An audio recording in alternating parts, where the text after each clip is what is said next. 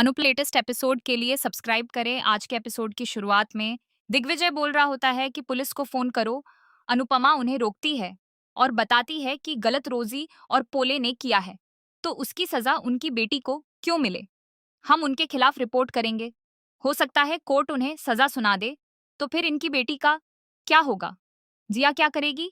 फिर बंको, डॉक्टर और दिग्विजय अनुपमा को समझाते हैं कि उन्हें सजा मिलनी चाहिए। अनुपमा बताती है कि इसे देखो, सजा तो यह काट रही है, और एक माँ के लिए इससे बड़ी सजा क्या हो सकती है कि वो अपनी ही बेटी से आंख मिलाने के लिए तरसे। रोजी बताती है कि अनुपमा, तुम जीत गई। मैंने हर बार तुम्हारे साथ बुरा किया, लेकिन तुमने फिर भी सही का रास्ता चुना।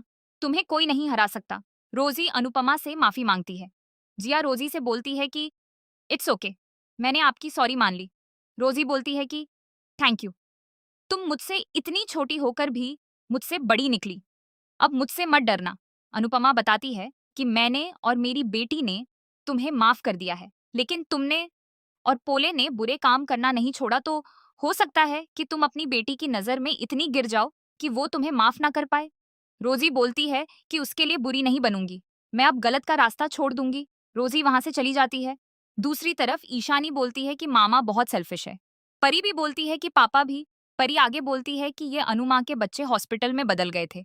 परी बोलती है कि बापूजी की हालत देखकर भी पापा के मन में कुछ नहीं लगता है। अंश बोलता है कि वो कैसे भी हैं, लेकिन वो पेरेंट्स हैं, उन्हें हैंडल करना होगा, उनसे रिश्ता तो नहीं तोड़ सकते। अंश इमोशनल होकर बोलता है कि कुछ पता नहीं चलता, कुछ भी हो जाए। जैसे प्रार्थना एक ही पल में चली गई। राही को अपना बचपन याद आता है। अगले सुबह दिखाया जाता है कि अनुपमा को राही का फोन आता है। अनुपमा राही से पूछती है कि सब ठीक है, इतने सुबह सुबह फोन किया है। राही अनुपमा को आई लव यू बोलती है। अनुपमा खुश होकर आई लव यू टू बोलती है और बताती है कि मैं कब से तरस रही थी ये सुनने को। अनुपमा बताती है कि तुम मुझसे नाराज हुई तो मुझे लगा मेरे बच्चे मुझसे नाराज हो गए। अनुपमा आगे बोलती है कि हमेशा खुश रहना। तभी अनुपमा की आंख खुलती है और वो देखती है कि यह सपना होता है। अनुपमा खुद से बोलती है कि यह सब सपना था, पर मैं उम्मीद नहीं छोड़ूंगी। एक दिन मेरे सारे बच्चे मेरे पास आएंगे और सारे के सारे मुझे प्यार से गले लगाएंगे। लेकिन आज का दिन एक और बेटी के नाम के साथ सजेगा। दूसरी तरफ गौतम राही के पास आता है और बोलता है कि मुझे मिल्क शेक बनाकर बाहर दे देना। राही वापस फेंककर गौतम को देती है। गौतम पूछता है कि यह क्या कर रही हो? राही बोलती है कि चेक कर रही थी कि तुम्हारे हाथ पांव दिमाग सब सही चल रहे हैं कि नहीं, और तुमने सोच कैसे लिया कि मैं तुम्हारे कहने पर तुम्हारा कोई काम करूंगी? तुम अपना काम खुद करो। गौतम बोलता है कि यह एटीट्यूड दिखाने से पहले अपनी फैमिली का हाल तो देख लो। माही को मैंने घर से बाहर निकाल दिया, तुम्हारा और अंश का घर भी ठोकर खा रहा है, और तुम्हारा तोशु मेरा नौकर बना है। गौतम आगे बोलता है, जो मेरे इशारों पर नहीं चलता वो चलने के लायक नहीं रहता। राही बोलती है कि अब तुमने मेरी फैमिली की बात की तो तुम रहने के लायक भी नहीं रहोगे। गौतम हंसता है और बोलता है, तुम्हारे पास ऐसी कौन सी सुपर पावर है? राही गौतम को बताती है कि मेरे पास है। तुम्हारी बिखरी पड़ी जिंदगी को मैं जहन्नुम बना सकती हूँ, मोटी बात से बस थोड़ी कड़वी बातें करके। दूसरी तरफ दिग्विजय बहुत अपसेट होता है। सावी को याद करता है।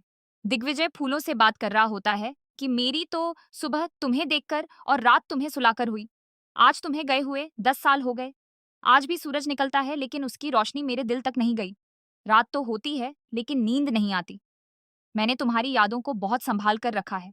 अनुपमा दिग्विजय के पास आती है और बताती है कि सर, आप ऐसे रोएंगे तो सावी भी रो पड़ेगी। अनुपमा बताती है कि मैंने सावी को पसंद का हलवा बनाया है, बड़े और बच्चे खाकर खुश होंगे। अनुपमा और दिग्विजय चले जाते हैं। दूसरी तरफ प्रेम किसी से बात कर रहा होता है कि मैंने आपके पैसे दे दूंगा, रेस्टोरेंट नहीं खुला, नुकसान हो गया है, लेकिन मैं आपके पैसे दे दूंगा। प्रेम बोल रहा होता है कि मुझे थोड़ा टाइम दे दो। प्रेम बहुत गुस्सा करता है और खुद को तकलीफ देता है। राही प्रेम के पास जाती है। राही बोलती है कि प्लीज खुद को तकलीफ ना दो। प्रेम बताता है कि लोग मुझे चोर बोल रहे हैं। राही, धोखा मेरे साथ हुआ है, लेकिन दुनिया मुझे धोखेबाज बोल रही है। मैं बाहर नहीं जा रहा हूँ। किसी का फोन आता है तो मेरा मन कांप जाता है कि लेनदारों का फोन होगा। मैं मर जाना चाहता हूँ। प्रेम चला जाता है। मोटी बा यह सुनकर शॉक हो जाती है और बोलती है कि अनुपमा, आप जी नहीं सकती। हमारे तिनकों की जिंदगी बर्बाद कर दी है। आगे दिखाया जाता है, गौतम मोटी बा के पास आता है और बताता है कि सारी इंफॉर्मेशन मिल गई है।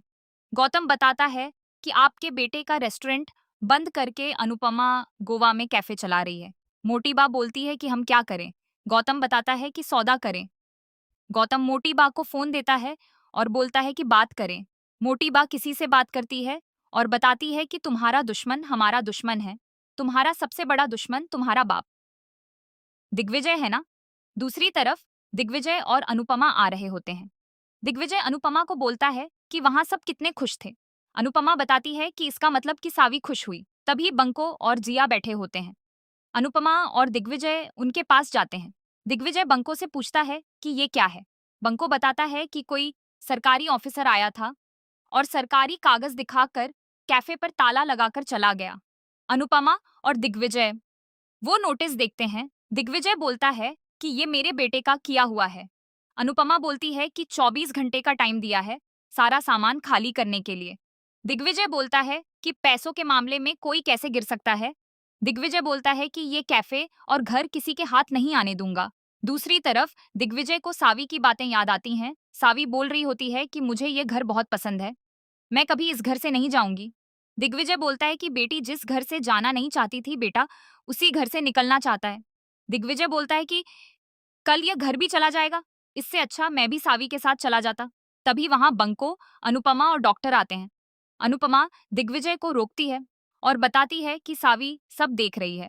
दिग्विजय बोलता है कि जब सावी होती थी तो यह घर बहुत हंसता था, खेलता था, महकता था, लेकिन अब वो खुशबू कभी इस घर में नहीं आएगी।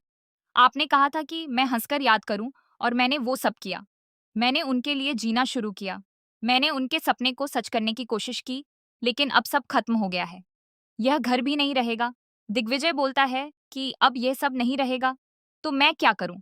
और यहीं पर आज का एपिसोड खत्म होता है।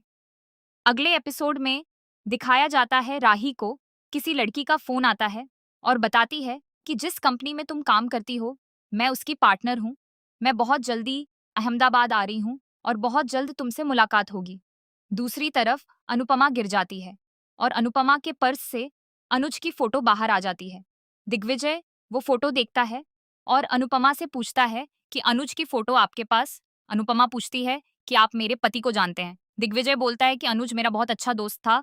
जब उसको पता चला सावी अपना कैफे खोलना चाहती है, तब उसने चेक दे दिया था, मतलब सावी के कैफे पर आपका हक है। अनुपमा शॉक हो जाती है। दोस्तों, अगर आपको हमारी ये वीडियो पसंद आई हो तो हमारे चैनल को सब्सक्राइब करें। धन्यवाद।